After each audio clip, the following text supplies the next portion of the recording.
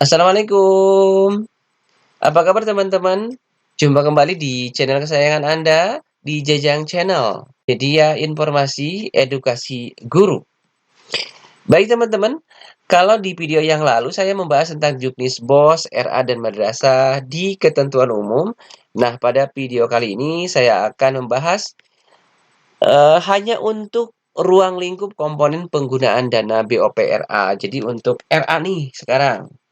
Jadi komponen-komponen apa saja yang memang menjadi prioritas atau yang dialokasikan melalui BOPRA di tahun anggaran 2021 ya buat teman-teman. Supaya dari sekarang nih teman-teman sudah bisa coret-coret ya. Sebenarnya untuk semester ini nih untuk apa saja gitu ya. Nah, saya akan bahas di sini sebenarnya untuk ruang lingkup komponen penggunaan dana BOPRA. Untuk semester ini untuk apa saja gitu ya. Baik teman-teman, sebelum dilanjut, sebenarnya teman-teman juga harus mengetahui dulu, sebenarnya satuan biaya untuk RA di tahun 2021 atau semester ini nih untuk RA nih berapa besarannya gitu. Kalau misalkan semester kemarin atau tahun 2020 nih sekian gitu ya. Nah, apakah di tahun 2021 ada kenaikan atau masih tetap atau bagaimana? Kita lihat sama-sama dia apa ya tabelnya ya teman-teman. Nah, ini satuan biaya BOP dan BOS per siswa per tahun 600.000, MI 900.000, MTS 1.100.000, dan MAK 1.500.000. Baik teman-teman, ini adalah ruang lingkup komponen penggunaan dana untuk BOPRA nih ya. Semuanya kurang lebih kalau misalkan karena saya sudah baca-baca dulu, ada sekitar 12 komponen nih teman-teman untuk dibiayai dari BOPRA. Jadi RA, teman-teman sekalian nanti akan mengalokasikan dana BOP-nya untuk 12 komponen. Apa saja? Komponen yang pertama yaitu adalah kegiatan pembelajaran melalui bermain. Untuk apa saja bisa pembelajaran melalui bermain secara interaktif? Ini apa saja nih pembelian bahan bermain dan bahan belajar pada RA yang dibutuhkan sesuai dengan kegiatan dan tematik antara ini pertama nih bisa untuk membeli alat peraga edukatif ya teman-teman, kemudian buku perpustakaan, kemudian bisa juga peralatan pembelajaran bahan habis pakai yang lain, atau misalkan bisa juga sebagai sewa kendaraan. Komponen yang kedua ini adalah pengembangan perilaku hidup sehat dan penanganan stunting pada siswa RA gitu. Yang kedua itu ya teman-teman. Ini untuk apa saja nih? Pelaksanaan program sanitasi, program pola asuh anak perilaku. Kalau sanitasi ini untuk bisa perbaikan sanitasi WC dan lainnya nih. Kemudian kalau misalkan hidup sehat anak, bisa menjaga kebersihan RA, atau bisa juga nih untuk misalkan kita mengadakan di era itu ada penyuluhan misalkan ya, kita mendatangkan narasumber dari luar. Nah, BOP-nya atau alokasi dana BOP-nya bisa digunakan untuk membayar narasumber yang kita datangkan itu, gitu ya, teman-teman. Kemudian yang berikutnya adalah komponen yang ketiga, yaitu kegiatan pengembangan potensi siswa RA. Apa saja nih pengembangannya? Bisa untuk lomba-lomba nih. Lomba-lomba dalam rangka pengembangan bakat dan prestasi peserta didik RA nih lomba-lomba ya, teman-teman. Kemudian ini untuk pembiayaan di perlombaan-perlombaan itu bisa juga untuk belanja bahan habis pakai, fotokopi, dokumentasi, spanduk bisa itu ya. Kemudian honor pelatih dari luar lembaga RA jika RA kita mendatangkan pelatih dari luar. Nah, bisa dibiayai dari alokasi dana BOP itu ya. Kemudian biaya pendaftaran misalkan untuk lomba kita daftarkan kan biasanya ada uang pendaftaran. Nah, bisa dibiayai dari BOP. Kemudian biaya sewa yang diperbolehkan, sewa tempat, kendaraan, peralatan lomba, kemudian belanja perjalanannya. Perjalanan dinas, peserta, pendamping, dan pelatih untuk pengiriman kontingen lomba tingkat provinsi nasional. Nah, untuk lomba-lomba ya, misalkan tingkat kecamatan kalau kita, kecamatan, kabupaten, nah itu bisa diikuti.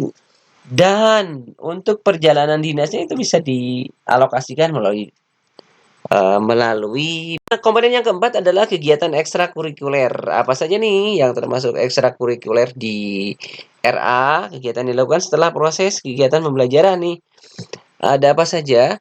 Ada ekskul bidang keagamaan, olahraga, seni, UKS. Apa saja nih penjelasannya? Semua kegiatan ekstrakurikuler harus dalam pengawasan kepala RA. Jadi semua kegiatan ini harus diawasi Jangan dibiarkan begitu saja nih. Jadi kepala RA-nya harus memang bertanggung jawab untuk mengawasi pelaksanaan ekstrakurikuler. Komponen yang kelima, pengembangan profesi guru dan tenaga kependidikan. Jadi ada juga nih pengalokasian dana BOP untuk pengembangan profesi guru dan tenaga kependidikan. Apa saja nih yang termasuk di dalam komponen ini? Biasanya ini di sini dituliskan kegiatan pertemuan guru, KKRA atau sejenisnya. Bisa juga program pengembangan keprofesian berkelanjutan, PPKB. Jika ada hal-hal pertemuan yang melibatkan guru-guru RA untuk peningkatan eh, apa ya istilahnya itu kompetensi guru, ya itu bisa dibiayai dari BOP RA ini. Kemudian lembaga RA dapat mengadakan pengembangan profesi guru atau peningkatan kompetensi tenaga kependidikannya. Kemudian ini biaya-biayanya bisa untuk pelatihan, perjalanan dinas juga bisa dibiayai ya. Dalam hal ini kemudian biaya yang terkait dengan pelaksanaan pengembangan profesi bisa juga untuk honor panitia, honor narasumber, ahli dari luar, konsumsi panitia, peserta, ATK, peserta kegiatan. Kemudian lanjut ke 6, yaitu adalah komponen pembayaran honor rutin. Kalau honor rutin ini pasti untuk guru, kemudian juga honor tenaga kependidikan. Dan tentunya kalau misalkan yang dibiayai dari BOP itu adalah guru dan tenaga kependidikan non-PNS. Jadi kalau PNS tidak boleh dibiayai dari BOP ya teman-teman. Kemudian ini pembayaran honor penyesuaian kemampuan masing-masing. Ini tidak ada penjelasan di sini, hanya di ketentuan umum di video yang lalu saya sudah membahas bahwasanya untuk gaji guru dan tenaga pendidikan itu yang disyaratkan itu 30%, tetapi RA atau madrasah boleh melebihi 30% jika sudah disetujui oleh kantor Kementerian Agama setempat gitu. Jadi harus ada permohonan dulu, ada pengajuan surat permohonan. Kalau gaji guru dan tenaga di RA kita ini lebih dari 30%. Sudah ada di video yang lalu ya. Komponen yang ketujuh, kegiatan penerimaan peserta didik baru. Ini untuk apa saja nih? Kegiatan dalam proses penerimaan peserta didik, bisa juga promosi, pelaksanaan, evaluasi kegiatan. Kemudian ini promosi bisa juga brosur, spanduk, iklan, media massa, proses pendaftaran, dan pelaksanaan PPDB bahan habis pakai ini harus dari bukan harus, maksudnya bisa dibiayai dari BOP RA itu. Kemudian ini untuk honor yang dibolehkan hanya honor panitia dalam setiap kegiatan, bukan per hari. Oh ya, kalau misalkan ada panitia dari PPDB-nya honornya itu tidak per hari, misalkan 1 minggu dihitung tiap hari, tidak, tapi dalam satu kegiatan saja gitu ya. Misalkan ini untuk honor Pak Ketua, kemudian anggota, misalkan berapa gitu ya nilainya tidak disebutkan di sini, hanya biasanya antara sekitar 200 atau 300 ribu rupiah lah untuk satu kegiatan nih ya teman-teman, bukan dihitung per hari kalau misalkan untuk honor panitia kegiatan.